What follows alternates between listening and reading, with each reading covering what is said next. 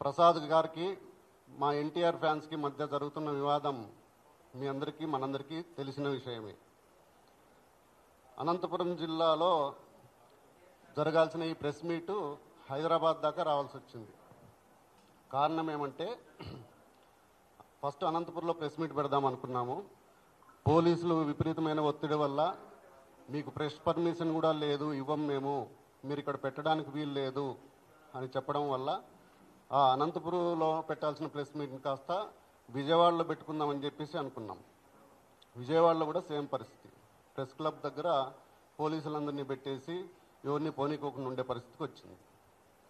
సరే, దాని తర్వాత మిత్రులం అందరం కలిసి ఏం చేద్దాం, ఎట్లా చేద్దాం అనుకుంటే, ఇంకా ఏపీలో మిగతా డిస్టిక్లో ఎక్కడ ట్రై చేసినా కూడా దాదాపు ఇదే పరిస్థితి.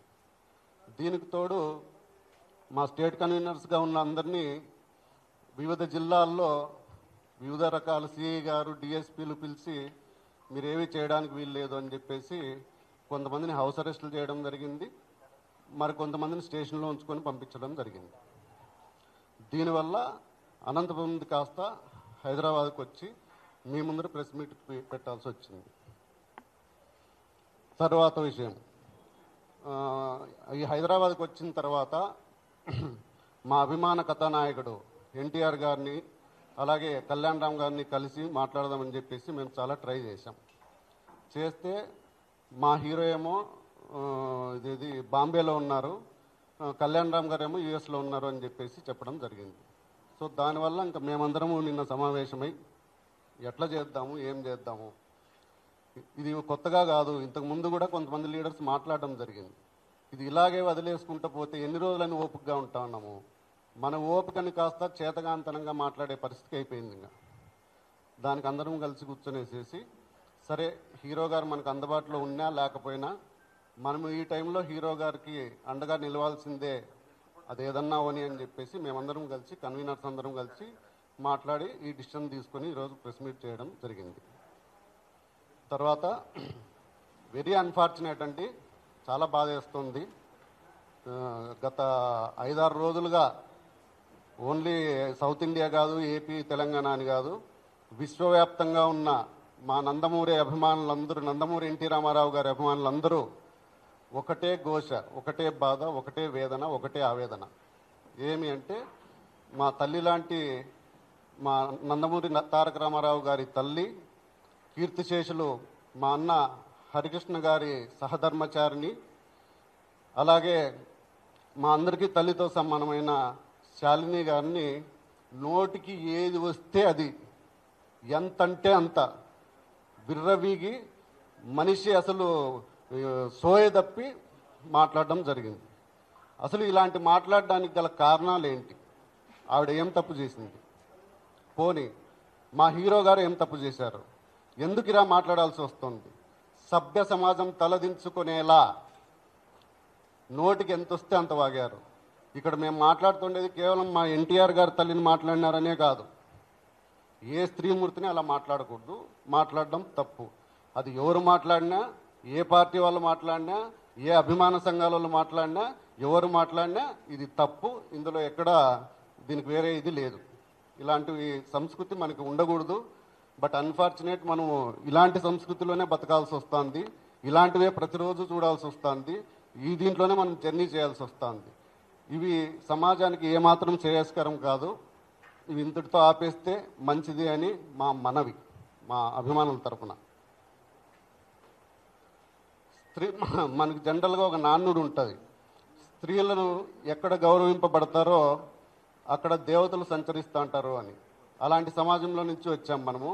బట్ ఈ మాట కాస్త తలకిందులైపోయింది. మా నందమూరి కుటుంబ సభ్యులు అయినటువంటి శాలిని అమ్మ గారిని ఇన్ని మాటలు అన్నా కూడా మేము ఇంకా ఎందుకు ఎంతో కొంత ఇదిగా ఉన్నాము అంటే, ఆ దగ్గుపాటి ప్రసాద్ అనేవాడి వెనకల మా నందమూరి తారక రామారావు గారు స్థాపించిన తెలుగుదేశం పార్టీ జెండా కనిపిస్తోంది. అందుకోసమే ఎంతో కొంత ఇదైంది. ఆ జెండా కాసేపు పక్కన పెట్టి వస్తే మా ఎన్టీఆర్ అభిమానుల తడాక ఏదో మేము చూపిస్తాం.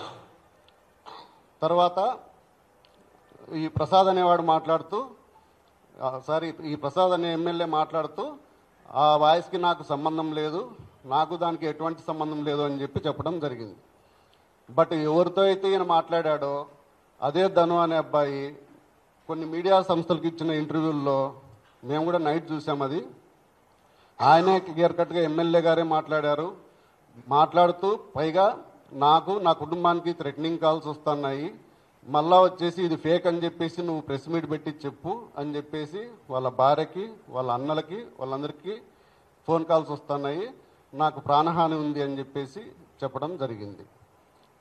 దాని తర్వాత ఇంతకుముందు కూడా ఒకానొక సందర్భంలో మా నందమూరి తారక రామారావు గారు నా కట్టె కాలేంత వరకు నేను తెలుగుదేశం పార్టీలోనే ఉంటాను, తెలుగుదేశం పార్టీతోనే ఉంటాను, పార్టీకి ఎప్పుడు ఏ అవసరం వచ్చినా కూడా నేను రెడీగా ఉంటాను అని చెప్పి చెప్పడం జరిగింది. ఇదే కోవలో మేమందరం కూడా ఇటు ఫ్యాన్స్ కానీ అటు పార్టీని కానీ బ్యాలెన్స్ చేసుకుంటూ వస్తున్నాం. ఇది ఇప్పుడు కాదు, కొంతమంది నాయకుల పనితీరు వల్ల ఫ్యాన్స్కిను పార్టీకి గ్యాప్ వచ్చే ప్రమాదం ఉంది. సరే, ఇంతకుముందు కొంతమంది మాట్లాడినా మేమందరం మాట్లాడుకొని ఎందుకులే సరేలే మళ్ళీ మరో ఇష్యూ అవుతుంది ఎందుకులే అని చెప్పేసి మేము దాన్ని ఇచ్చేయడం జరిగింది. కానీ ఎప్పుడైతే మా తల్లిగారు సమానులైన శాలిని గారిని అన్నారో అప్పుడు మేము ఊరికే ఉండడం ఇది కాదు అని చెప్పేసి దీని మీద ఇంకా ఎవరూ మళ్ళీ ఇలా మాట్లాడకూడదని చెప్పేసి కోరుతున్నాం. తర్వాత ఒకనొక సందర్భంలో ఎన్టీఆర్ గారు అలా చెప్పారు. ఇంకా మా విషయానికి వస్తే నేను గత 20 సంవత్సరాలుగా ఒకవైపు తెలుగుదేశం పార్టీను, ఒకవైపు ఎన్టీఆర్ ఫ్యాన్స్ రెండిట్లోనూ యాక్టివ్గా ఉంటూ వస్తున్నాను. 2004లోనే తెలుగుదేశం పార్టీలో యాక్టివ్గా ఉన్నందున కీర్తిశేషులు పరిటాల రవీంద్ర గారితో పాటు నా మీద కూడా హత్యాయత్నం కేసు నమోదు చేయబడింది. దాని తర్వాత మొన్న 2019 నుంచి 2024లో కూడా నా మీద మా నాన్నగారి మీద కేసులు బనాయించడం జరిగింది. ఇప్పుడు మా నాన్నగారి వయసు 72 సంవత్సరాలు. ఇప్పుడు కూడా మా నాన్నగారి మీద, మా కో బ్రదర్ మీద ఒక అటెంప్ట్ మర్డర్ కేసు పెట్టి ఇప్పుడు కూడా కోర్టుల చుట్టూరా తిరుగుతున్నారు. మేము కూడా అప్పట్లో నెలల కొద్దీ జైల్లో మగ్గినాము, సంవత్సరాల కొద్దీ కోర్టుల చుట్టూరా తిరిగాం పార్టీ కోసం.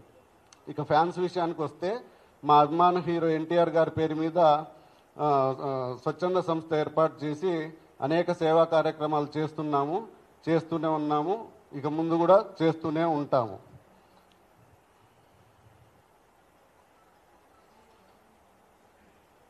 ఇక ఇప్పటికైనా సదరు దగ్గుపాటి ప్రసాద్ అనే పెద్ద మనిషి బుద్ధి తెచ్చుకొని చేసిన తప్పును ఒప్పుకొని బేషరతుగా అనంతపురం నడిబొడ్డున క్షమాపణ చెప్పాలని, అలా చెప్పని పక్షంలో రాష్ట్ర వ్యాప్తంగా కాదు ఆయన ఇచ్చేస్తూ పార్టీ నుంచి సస్పెండ్ చేయాలని చెప్తూ, అలా చేయని పక్షంలో రాష్ట్ర వ్యాప్తంగానే కాదు దేశవ్యాప్తంగా ఉన్న యావత్ నందమూరి అభిమానులందరూ కూడా ఎన్టీ రామారావు గారి విగ్రహాల దగ్గర నిరసన కార్యక్రమము ఇవన్నీ రాస్తారోకోలు కూడా చేస్తాం రాబోయే రోజుల్లో.